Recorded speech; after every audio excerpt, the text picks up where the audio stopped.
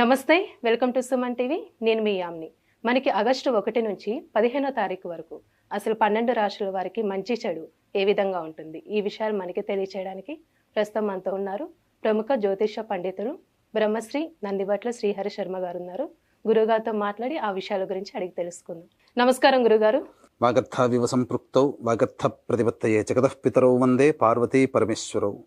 సదాశివసమారంభాం శంకరాచార్య మధ్యమాం అస్మదాచార్యపర్యంతం వందే గురు పరంపరాం. ఆదిత్యాయ చ సోమాయ మంగళాయ బుధాయ చ గురుశుక్ర శనిభ్యశ్చ రాహవే కేతవే నమః. శృంగేరి పీఠాధిపతులకి, కంచి పీఠాధిపతులకి నమస్కారములు తెలియచేసుకుంటూ కార్యక్రమాన్ని ప్రారంభిద్దాం. గురుగారు, ఇప్పుడు మనకి ఆగస్టు 1 నుంచి 15వ తారీఖు వరకు అండి అసలు తులారాశి వారికి ఏ విధంగా ఉంటుందంటారు?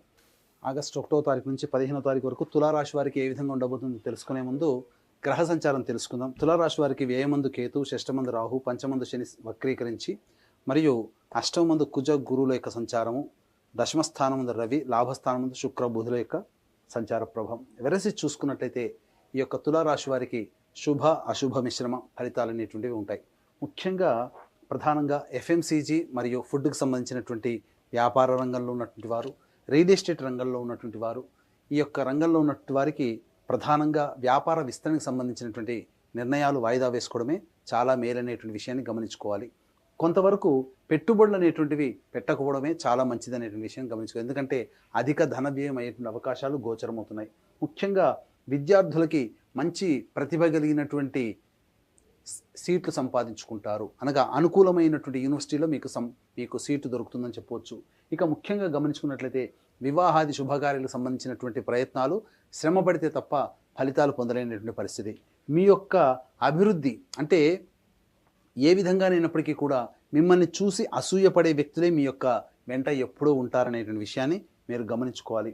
ఏతావాత మీకు ప్రధానంగా ఉద్యోగ సంబంధమైనటువంటి విషయాల్లో జాగ్రత్తలు పాటించండి. ఉద్యోగస్తులు ముఖ్యంగా మీ యొక్క తోటి ఉద్యోగస్తులతో కానీ అధికారుల యొక్క ఆగ్రహానికి గురయ్యే అవకాశం ఉంటుంది. కాబట్టి లౌక్యంతో ప్రవర్తించి మీకున్నటువంటి సమస్యల్ని దాటవేసుకోండి.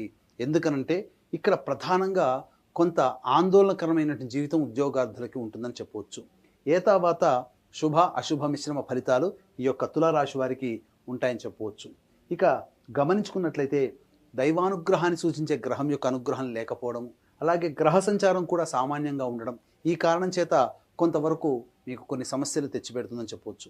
అయితే మీరు మొహమాటానికి పోయి మీరు కొన్ని నిర్ణయాలు కనుక ఎదుటివారికి అనుకూలంగా తీసుకుంటే ఆ యొక్క ఇబ్బందులు అనేటువంటివి మీరు పడతారు. కాబట్టి నిర్మోహమాటంగా ఉండే తత్వాన్ని మీరు ఈ యొక్క 15 రోజుల పాటు అలవాటు చేసుకోండి.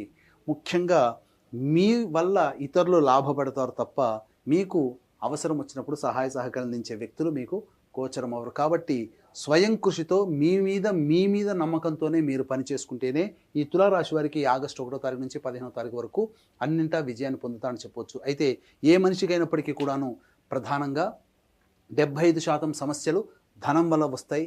ఆ 75% సమస్యలు ధనంతోనే తీరుతాయి. కాబట్టి ఏ రోజుల్లో ధనాదాయం బాగుంటుంది, ఏ రోజుల్లో ఖర్చులు అధికంగా ఉంటాయి, ఏ రోజుల్లో మానసిక ప్రశాంతత లోపిస్తుంది అనేటువంటి విషయాన్ని క్లుప్తంగా మనం తెలియజేసుకుందాం. ముఖ్యంగా గమనించుకున్నట్లయితే 1-2 తారీఖుల్లో ప్రధానముగా సంతానముతో విరోధములు ఏర్పడే అవకాశాలు ఉంటాయి. కాబట్టి సంతానం మూలకంగా సమస్యలు కానీ, సంతానం మూలకమైనటువంటి ఖర్చులు కానీ, సంతానంతో వాగ్వివాదాలు కానీ చోటు చేసుకుంటాయి. కాబట్టి జాగ్రత్తలు పాటించండి. మీరు ఒక డిప్లొమాటిక్గా మీ యొక్క సంతానంతో మీరు వ్యవహరించినట్లయితే చాలా మటుకు కొంత శుభ ఫలితాన్ని పొందుతారని చెప్పవచ్చు. ముఖ్యంగా మీ యొక్క ఆలోచనలకి కార్యరూపం దాల్చే అవకాశాలు తక్కువగా ఉంటాయి. కాబట్టి మీరు ఆత్మవిశ్వాసంతో ముందడుగు వేయండి.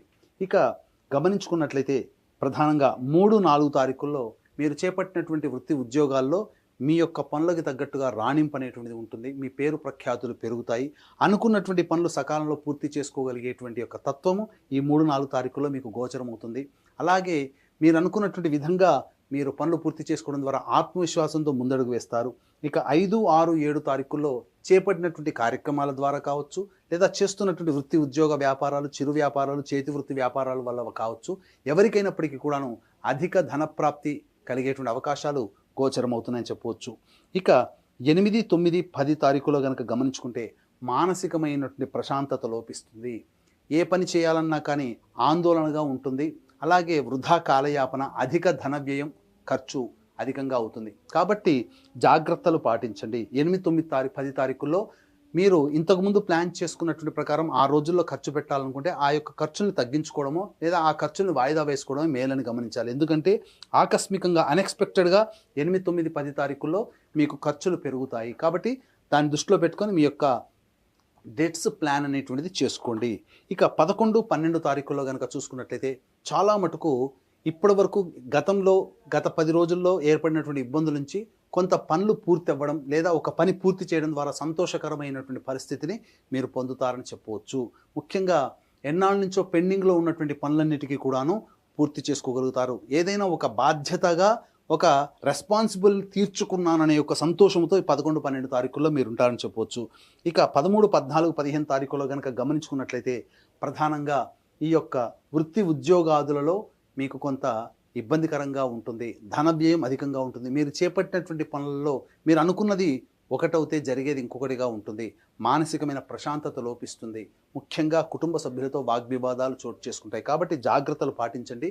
అధిక ధన వ్యయం అయ్యే అవకాశాలు కూడా గోచరమవుతున్నాయి. కాబట్టి ఏతావాత చెప్పొచ్చేది ఏమిటంటే ప్రధానంగా 8, 9, 10, 13, 14, 15 తారీఖుల్లో గనక మీరు జాగ్రత్తలు పాటించి ధన వ్యయం కాకుండా చూసుకున్నట్లయితే మంచి శుభ ఫలితాలు పొందుతారని చెప్పొచ్చు. ఏదేమైనప్పటికీ కూడా మిశ్రమ ఫలితాలు ఈ యొక్క తులారాశి వారు పొందుతారు. అయితే ప్రధానంగా ఎంతటి వ్యక్తికైనప్పటికీ కూడాను శత్రుత్వ భావనలు పెరుగుతాయి. అలాగే ఎంతటి వ్యక్తికైనా కానీ దైవానుగ్రహం అనేటువంటిది తప్పనిసరి. కాబట్టి మన కంటి కనిపించేటువంటి పరిస్థితులకు కాకుండా మన వెనుక వచ్చేటువంటి సమస్యల నుంచి కూడా మనం బయటపడాలి అని అంటే తప్పకుండా దైవానుగ్రహం సంపాదించుకోవాలి. ఇట్టి దైవానుగ్రహానికి అందరికీ అందించాలనేటువంటి ఒక సదుద్దేశంతో ఆగస్టు 4వ తారీఖు రోజున సిద్ధక్షేత్రం శ్రీశైల క్షేత్రంలో ఈ యొక్క ఆదివారం అమావాస్య పుష్యార్క యోగం కలిగినటువంటి అలభ్య పుణ్యతిథి రోజున గత జన్మ కర్మదోషంలో వెంటాడుతుండడం వలన ఇబ్బందులు ఉంటాయి. కాబట్టి కర్మదోష నివారణ పూజలు, అలాగే తెలిసి తెలియక ఎదుటి వాళ్ళని ఇబ్బంది పెట్టడం వల్ల శాపాలు కలుగుతాయి. కాబట్టి శాప నివృత్తి హోమాదులు, వృషభ, మిథున, కర్కాటక, సింహతుల, వృశ్చిక, మకర, కుంభమీన రాశిలో జన్మించిన వారికి శనిదోష నివారణ హోమాలతో పాటుగా విద్య, వివాహ, ఉద్యోగ, దాంపత్య, అనారోగ్య సమస్యల నివారణకి ఈ యొక్క సంబంధించినటువంటి 18 రకాల హోమాదులు కేవలం పర్ హెడ్ 1500 రూపాయలకి చేయించడం జరుగుతుంది. అలాగే ఒక్కొక్క పుణ్యక్షేత్రంలో ప్రతి నెల సంవత్సరం పొడుగుతా మీ యొక్క కుటుంబ సభ్యుల గోతనామాలతో కూడా నమోదు చేసుకోవచ్చు. అవకాశం ఉన్న వాళ్ళు కార్యక్రమ తదనంతరం కాంటాక్ట్ చేసి పూర్తి వివరాలు తెలుసుకోవచ్చు. గురుగారు, ఇప్పుడు తులారాశి వారికి అంటే ఈ 15 రోజుల్లో ఎలాంటి పరిహారం చేసుకుంటే మంచిదంటారు?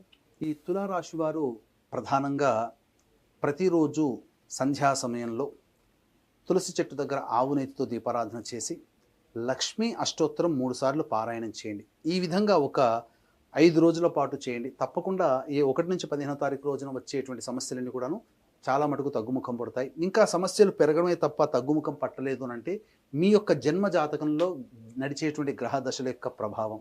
కాబట్టి దగ్గరలోని మంచి ఉపాసనా పరులైనటువంటి జ్యోతిషుని సంప్రదించి వాటికి సంబంధించి వారి సలహాలు సూచనలు కనుక పాటించినట్లయితే భవిష్యత్తులో వచ్చే సమస్య నుంచి కూడా మీరు బయటపడతారని చెప్పవచ్చు.